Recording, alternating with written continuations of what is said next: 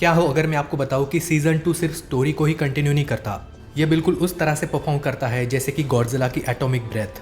जैसे Godzilla atomic breath छोड़ने से पहले स्लोली चार्ज होता है और फिर पूरी तरह से चार्ज होने के बाद अपनी खतरनाक एटॉमिक ब्रेथ छोड़ता है। सीजन 2 बिल्कुल ऐसा ही है, स्लोली बिल्ड होता है और बूम, आपको मजा दिला देता है। स्लोली बिल्डअप होता है इसका मतलब ऐसा नहीं है कि बहुत ही ज़्यादा स्लो है या फिर स्लो बर्निंग है। कई सारे टाइटन्स और मॉन्स्टर्स वाले सीन्स सारे एपिसोड्स में है। बस वो जो एंडिंग बैटल होती है वो कहीं ना कहीं पे आपको आखिरी एपिसोड्स में देखने को मिलेगी।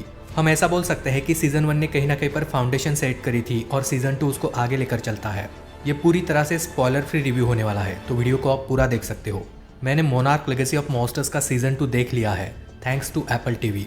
क्या ये गॉडजिला एक्स कॉन्ग सुपरनोवा से कनेक्टेड है, इसके बारे में भी बात करेंगे। क्या ये सीजन 1 से बेटर है, पूरे मॉन्स्टरवर्स में ये आपको कितना मजा दिलाता है, सब कुछ डिस्कस करेंगे। वीडियो को शुरू करने से पहले अगर आपको साईफाई या फिर क्रीचर वाला कंटेंट देखना पसंद है तो चैनल को सब्सक्राइब कर सकते हो। यहाँ पर हम ऐसी ही मूवीज और टीवी सीरीज के बारे में डिस्कस करते हैं।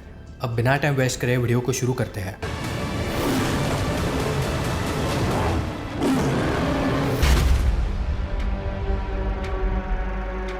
पहले ही आपको बता दूं कि इस बार टाइटन्स को अच्छा खासा स्क्रीन टाइम मिला है। सीजन 2 सीजन 1 से बेटर है, ये ज़्यादा कॉन्फिडेंट लगता है, ज़्यादा फोकस्ड है, ज़्यादा मॉन्स्टर वाले सीन्स है। इस बार कहानी भी एक क्लियर डायरेक्शन में मूव करती है। जी हाँ, मैं टाइटन एक्स की ही बात कर रहा हूँ। टाइटन एक्स की डिज़ाइनिंग भले ही काफ़ी सिंपल लगती है लेकिन वो पावरफुल है, उसका प्रेजेंस डेंजरस लगता है। इसे हम मॉन्स्टरवर्स का जेन्युइनली एक स्ट्रॉन्ग न्यू एडिशन बोल सकते हैं। पूरी स्टोरी लगभग इस टाइटन एक्स के अराउंड ही घूमती है। टाइटन्स और मॉन्स्टर्स की अगर बात करें तो फैंस को लिटरली ऐसा लगेगा कि फाइनली, मतलब सोचिए, हम मॉन्स्टरवर्स क्यों देखते हैं, क्योंकि हमें बड़े बड़े मॉन्स्टर्स और टाइटन्स देखने होते हैं। ऐसा लगता है कि सीजन 2 को ये बात बहुत ही अच्छी तरीके से समझ में आ गई थी। गॉडजिला को और भी ज़्यादा इम्पैक्टफुल मूवमेंट्स मिले हैं। कॉन्ग का भी एक प्रॉपर पर्पस है, स्पेशली स्कल आइलैंड वाला। कई सारे क्रीपी स्मॉल क्रीचर्स भी इंट्रोड्यूस करे गए हैं और वो भी मेमोरेबल लगते हैं। स्केल बड़ा फील होता है, आपको काफ़ी सारा डिस्ट्रक्शन भी देखने को मिलेगा।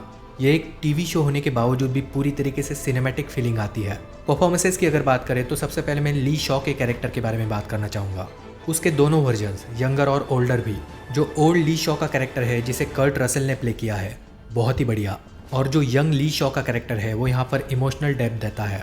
ऑनेस्टली कहूँ तो फिलहाल ली शॉ का कैरेक्टर पूरे मॉन्स्टरवर्स में मेरा सबसे फेवरेट ह्यूमन कैरेक्टर बन चुका है। केइको का कैरेक्टर अभी भी सीरीज का एक इमोशनल बैकबोन है। उसके कैरेक्टर में हमेशा एक साइंटिस्ट का दिमाग और एक इमोशनल डेप्थ भी नजर आती है। केट के कैरेक्टर का परफॉर्मेंस मुझे सीजन 2 में बहुत ही बढ़िया लगा। आप उसके कैरेक्टर के स्ट्रगल से एक्चुअली कनेक्ट कर पाते हो। केंटारो का कैरेक्टर मुझे इस बार उतना पसंद नहीं आया। उसका कैरेक्टर कभी कभी कुछ ऐसे डिसीजंस लेता है जिस पर काफ़ी सवाल उठ सकते हैं। और इस बार मैं ये भी कहूँगा कि ड्रामा उतना परफेक्ट नहीं है, काफ़ी सारे सीन्स फोर्स भी लगते हैं।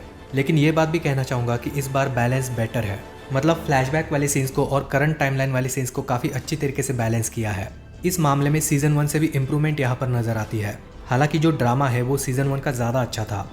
मतलब जो भी लोग ज़्यादा मॉन्स्टर और टाइटन्स वाले सीन्स देखना चाह रहे थे उन्हें सीजन 2 में मज़ा आएगा। स्क्रीन प्ले और स्टोरी टेलिंग की अगर बात करें तो सीजन 2 का बिगेस्ट स्ट्रेंथ है इसका फोकस। जैसे कि सीजन 1 में कई सारी स्टोरी लाइन्स एक साथ चल रही थी, लोग शायद कंफ्यूज भी हो रहे थे। सीजन 2 में ऐसा नहीं है। सीजन 2 में कहानी बिल्कुल क्लियर है। टाइटन एक्स, एक्सेस मंडी, स्कल आइलैंड और एपेक्स। और जैसा कि मैंने कहा कि पास्ट वाले सीन्स और प्रेजेंट टाइमलाइन वाले सीन्स के बीच में बैलेंस बहुत ही अच्छी तरीके से किया है। एक भी फ्लैशबैक वाला सीन यहाँ पर अननेसेसरी नहीं लगता। मिस्ट्री स्लो बर्न है तो सस्पेंस अच्छी तरीके से बना रहता है, पूरी तरह से आप एंगेज रहते हो। और जैसा कि मैंने कहा कि इसका बिल्डअप गॉडजिला की एटॉमिक ब्रेथ की तरह है। आखिर के कुछ एपिसोड्स देखकर तो आपको मज़ा ही आ जाएगा, स्पेशली आखिरी 2 एपिसोड्स। सबसे लास्ट वाला एपिसोड आपको कुछ हद तक गॉडजिला एक्स कॉन्ग मूवीज़ की तरह फील होगा। सीरीज देखते वक्त आपको ऐसा भी लगेगा कि कई सारी चीज़ें क्लियरली सीजन 3 को सेटअप करने के लिए रखी है, लेकिन ये कोई निगेटिव चीज़ नहीं है बल्कि पॉजिटिव है। सीजन 2 में जो कहानी चल रही है वो कहीं ना कहीं पर कंप्लीट हो ही जाती है और कोई भी ऐसा क्लिप हैंगर नहीं छोड़ा है जो आपको बहुत ही ज़्यादा चीप लगेगा। बिल्कुल सीजन 3 आने वाला है जिसके लिए उन्होंने अच्छी तरीके से प्लान भी किया है और सीरीज़ देखते वक्त ये हमें समझ में भी आता है। अगर आपको ऐसा ही साइंस फिक्शन या फिर क्रिएचर वाला कंटेंट देखना पसंद है तो मैं आपको एक बेहतरीन अपकमिंग वेब सीरीज़ के बारे में बताना चाहता हूँ।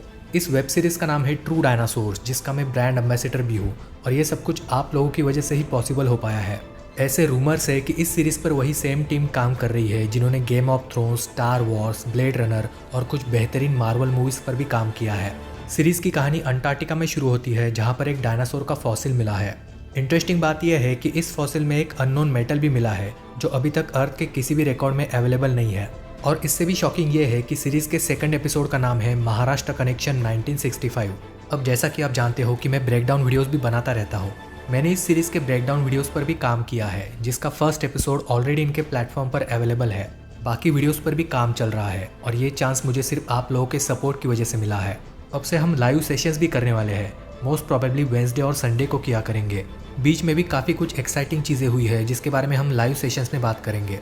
मेरे ब्रेकडाउन वीडियो को प्लेटफॉर्म पर जाकर ज़रूर चेकआउट करना, इससे मुझे भी सपोर्ट मिलेगा। इसकी स्टार्टिंग सिर्फ 59 रुपीज़ से हो रही है, जिसमें आपको बहुत ही बेहतरीन एक्सपीरियंस मिलेगा। अब वीडियो को कंटिन्यू करते हैं। थोड़ा बहुत सिनेमाटोग्राफी, VFX और CGI की भी बात कर लेते हैं। सीजन 1 के कंपैरिजन में यहाँ पर सिनेमाटोग्राफी काफ़ी हद तक डिफरेंट फील होती है। सीजन 2 की सिनेमाटोग्राफी काफ़ी हद तक कॉन्ग स्कल आइलैंड मूवी की तरह फील होती है। इसमें आपको कई सारे बढ़िया लोकेशंस देखने को मिलेंगे जिनका यूज़ बहुत ही अच्छी तरीके से हुआ है। एक्सिस मंडी वाले सारे सीक्वेंसेस काफ़ी यूनिक लगते हैं। स्कल आइलैंड वाले सीन्स भी रियल लगते हैं। स्कल आइलैंड पर आपको काफ़ी सारे टाइटन्स और मॉन्स्टर्स भी देखने को मिलेंगे। VFX की अगर बात करें तो सरप्राइजिंगली VFX बहुत ही बढ़िया है। मतलब एक टीवी शो के हिसाब से इसके विजुअल इफेक्ट्स कुछ ज़्यादा ही अच्छे लगते हैं। गॉडजिला का प्रेजेंस पावरफुल फील होता है। कॉन्ग का स्केल भी कन्विंसिंग लगता है। टाइटन एक्स के बारे में भी काफ़ी अच्छी तरीके से समझाया गया है, तो वहाँ पर भी आपको डिसअपॉइंटमेंट फील नहीं होती।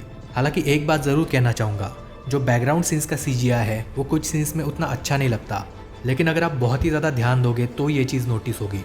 यहाँ पर मैं सिर्फ कुछ सीन्स के बैकग्राउंड सीन्स की बात कर रहा हूँ, लेकिन ओवरऑल अगर मैं बात करूँ तो सिनेमाटोग्राफी और VFX अच्छे हैं। अब सबसे इंपॉर्टेंट चीज़ के बारे में बात करते हैं। क्या ये सीरीज़ मॉन्स्टरवर्स के फ्यूचर से कनेक्ट करती है? मतलब क्या ये गॉडजिला एक्स कॉन्ग सुपरनोवा से भी कनेक्ट करती है? ये सबसे इंपॉर्टेंट सवाल है। तो इसका जवाब है हाँ, कनेक्ट तो करती है। आप ऐसा समझिए कि सीजन 2 2014 वाली गॉडजिला और Godzilla king of the monsters के बीच का कनेक्शन है। इसमें एपेक्स का इन्वॉल्वमेंट काफ़ी स्ट्रॉन्ग लगता है और जब सीरीज़ खत्म होती है तो इसके टाइटल कार्ड्स फ्यूचर इवेंट्स की तरफ ही पॉइंट करते हैं। अब इसका direct connection Godzilla x Kong supernova से तो नहीं है, लेकिन वो ग्राउंड वर्क डेफिनेटली फील हो रहा है। काइंड ऑफ इसे आप एक टीज बोल सकते हो।